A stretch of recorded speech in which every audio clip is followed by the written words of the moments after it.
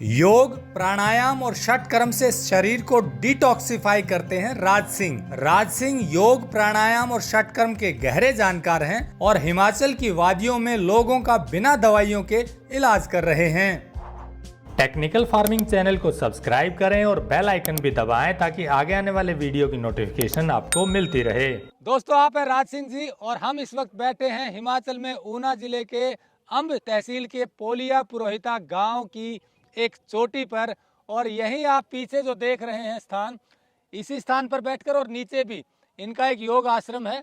यहीं पर लोगों को योग सिखाते हैं और सही खान पान की जानकारी देते हैं। वो सही तरीका क्या होना चाहिए, कौन सा खान पान का सही तरीका होना चाहिए, जानते हैं राज सिंह जी से। राज सिंह जी, दर्शक आपको देख रहे हैं, आप योग के बारे में बताइए कि क्या सही तरीका होना चाहिए जिससे कि ज़्यादा से ज़्यादा लोगों को लाभ हो। क्योंकि आसन की जानकारी तो शायद होती है, लेकिन आपने बताया कि योग सिर्फ आसन नहीं है, उससे आगे बढ़कर बहुत गहराई की चीज़ है। चलिए बताइए जी। योग जो है, योग में आसन उसका एक महत्वपूर्ण अंग है। आसन, कुछ आसन, वैसे तो 84 लाख आसन का वर्णन है शास्त्रों में तो, लेकिन हमारे महर्षियों ने उसको 84 तक सीमित किया। लेकिन उस 84 में से भी अगर कोई रोगी है तो उसके रोग के हिसाब से कुछ आसन रिकमेंडेड किए जाते हैं कि उसको पिन पॉइंटेडली वही लाभ मिले। जैसे अगर किसी को वायु विकार शरीर में बढ़ गया, गैस ज़्यादा बनती है, तो उसके लिए पवन मुक्त आसन है। लेकिन पवन मुक्त आसन की विधि करने और कराने वाले की, तो उसमें अगर कराने वाला सही है और करने वाले भी उसी भाव से कर रहा है और उतना ही उस प्रक्रिया से जुड़ता है, तो उसकी गैस उसी वक्त खारिज हो जाती है, बिना किसी गोली के, बिना किसी बाह्य दवा के। तो आसन के जरिए हम बहुत अच्छा स्वास्थ्य लाभ ले सकते हैं। और वो आसन हमारा एक फिर दैनिक अभ्यास बने। एक दिन किया और फिर 6 दिन नहीं किया और कहें कि वो घड़ी देखने लग जाएं कि भाई मुझे क्या लाभ मिला। योग धीरज का नाम दूसरा योग है, यानी कि आप उसमें धैर्य रखिए, करते चलिए, अभ्यास बना के रखिए, आप उसको एक अपने लाइफस्टाइल का हिस्सा बना लीजिए, तो आपको योग लाभ देगा। इसके साथ साथ फिर षटकर्म है। षटकर्म का बहुत महत्व है, लेकिन आज व्यावसायिक दृष्टि से किसी के पास समय नहीं रहा। हम भोजन खा के सो गए, गले से ऊपर जो भी भोजन लिया वो हमने स्वाद वश लिया, भूख वश लिया, अज्ञान वश लिया, भय वश लिया, किसी भी कारण से भोजन लिया। यहाँ से पहले आपका अधिकार था कि मुझे क्या लेना चाहिए, बट इससे नीचे चला गया तो आपका अधिकार क्षेत्र समाप्त हो गया। अब आपके शरीर ने नैसर्गिक काम करना है, वहाँ आपका कोई अधिकार नहीं है। तो अगर पहले स्टेप पे आपने कोई त्रुटि रख ली, कोई त्रुटि कर दी, तो उसका आगे निदान नहीं है, वो उसकी तकलीफ आपको झेलनी ही पड़ेगी।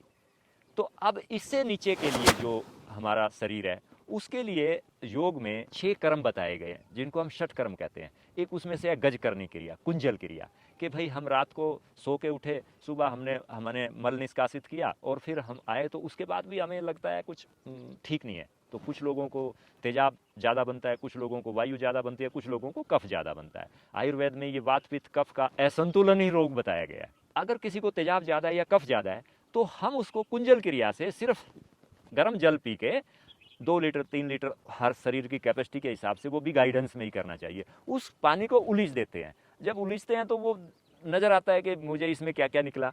अगर वो क्रिया ना करें, सुबह उठते ही फिर हमने उस पर चाय डाल ली या कोई इच्छा से, स्वेच्छा से, जो हमारी आदतन कुछ उसमें और भोजन डाल लिया, तो वो फिर उसी प्रोसेस से 40 फुट की अंतड़ियों को खराब करते हुए कितना निकलेगा, कितना नहीं निकलेगा, कितनी बीमारी पैदा करेगा शरीर में, ये फिर प्रश्न खड़े करता है। गर्दन से ऊपर का जितना तंत्र है, हमारी आँख है, हमारे कान है, हमारा गला है, हमारे दांत हैं, हमारा पूरा जो माउथ सेक्शन है, इसको शुद्ध रखने के लिए, इसको साफ रखने के लिए जलनेती है, सुतरनेती है। तो उससे ये सारा आपकी दृष्टि ठीक रहेगी, आई साइट सदा ठीक रहेगी, आपकी स्मरण शक्ति बनी रहेगी, आपका कानों की शक्ति, सुनने की शक्ति बनी रहेगी, और आपका गला सदा साफ रहेगा। कभी आपको खांसी, जुकाम, साइनस, इस तरीके की जितनी बीमारियां, ये कभी नहीं होंगी। ये आपका सूत्रनेती और जलनेती से कवर करते हैं। और आपका फिर त्राटक है, आँखों की क्रिया है वो, और आपका बस्ती है, शंख प्रक्षालन है, जो अब हमारा नाभि से नीचे का तंत्र है, जिसमें हमारा जो छोटी आंत, जिसको बड़ी आंत कहते हैं, वो लगभग 35-40 फीट उनकी लेंथ है।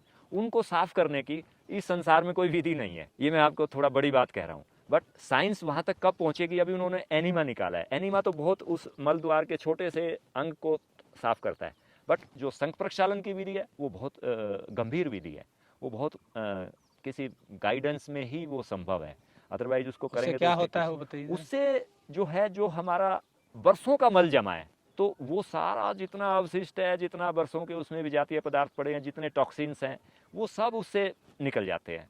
अंदर की इतनी शुद्धि हो जाती है कि आदमी बहुत निर्मल महसूस करता है।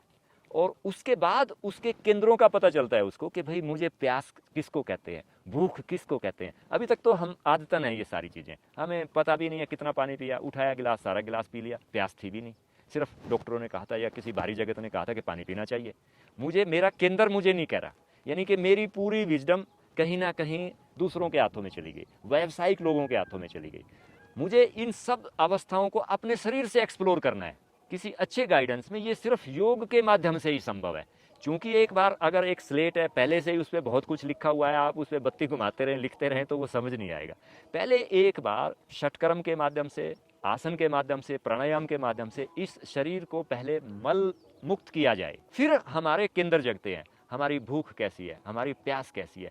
उसके बाद फिर हम अगर विजडम से खान पान रखें, सुंदर आहार रखें, उचित आहार रखें, उचित समय पे खान पान लें, और सुंदर उसका एक बहुत बड़ा अंग है निद्रा, वो कैसी हो हमारी।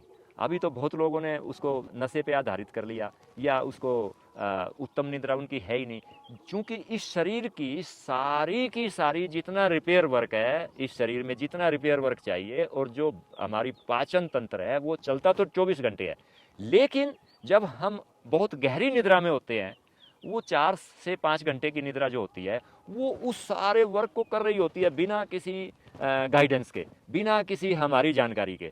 तो अगर वो निद्रा हमारी ठीक नहीं है, वो टेंस है, या वो स्लोट्स में बदल गई 1-1 घंटे की, 15-15 मिनट की, तो भी शरीर ठीक नहीं रहेगा। तो हमारा उचित आहार, उचित निद्रा, उचित आचरण, उचित हमारा लाइफस्टाइल निरोग जीवन को हमें एंश्योर करता है। अगर हम किसी एक स्टेप को भी मिस करते हैं तो उसका लक्षण हमारे शरीर पे आएगा ही आएगा, और वो बीमारी के रूप में ही आएगा। हजारों साल के मनुष्य योनि के बाद हम अभी तक ये नहीं तय कर पाए मुझे क्या खाना है, जबकि प्रकृति के जो दूसरे जीव हैं, ये आप कुत्ते को कुछ भी डाल दें, अगर उसको भूख नहीं है वो नहीं खाएगा।